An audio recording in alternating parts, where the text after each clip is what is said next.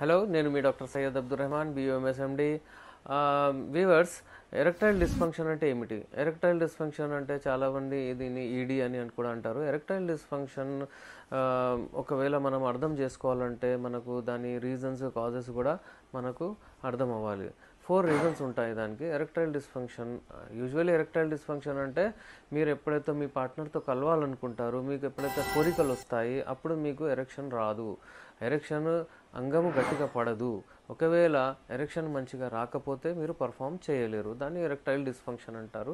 దీంట్లో erectile dysfunction reasons మనము causes చూస్తే బ్రాడ్లీ 4 రకాలు ఉంటాయి. ఒకటి నెంబర్ 1 సైకలాజికల్, అంటే ఒక పర్ఫార్మెన్స్ యాంగ్జైటీ కూడా అంటారు. మీరు మీ ఒక పార్ట్నర్తో కలిసిన తర్వాత ఒకవేళ మీరు ఏదో ఒక ప్రాబ్లం వలన మీకు స్ట్రెస్, ఫైనాన్షియల్, అంటే ఒకవేళ ఏదైనా ప్రాబ్లం ఉన్నప్పుడు మీకు అంటే తొందరగా అంటే ఎజాక్యులేట్ చేసేస్తే మీకు సెకండ్ టైం మీరు ఎప్పుడైతే వెళ్తారో మళ్ళీ మీకు అదే మైండ్లో ఫిక్స్ అయిపోతుంది. అయితే దీన్ని సైకలాజికల్ ఎరెక్టైల్ డిస్ఫంక్షన్ అని చెప్తారు. ఒకటి సెకండ్ది వచ్చి మీకు వాస్కులర్ ఈడీ అంటారు. అంటే బ్లడ్ వెజల్స్ ఏదైతే ఉంటాయో ఎరెక్షన్ మంచిగా రావడానికి మినిమం 8 ml బ్లడ్ అంగంలో ఉండాలి ఆ పర్ఫార్మెన్స్ అయ్యే వరకు. దాని తర్వాత మన అక్కడ లాక్ అయిపోతుంది, వీనస్ లాక్ అంటారు దాన్ని. ఒకవేళ అంటే ఆ పర్ఫార్మెన్స్ అయిపోయిన తర్వాత ఆ బ్లడ్ ఫ్లో బయటికి వచ్చేస్తుంది.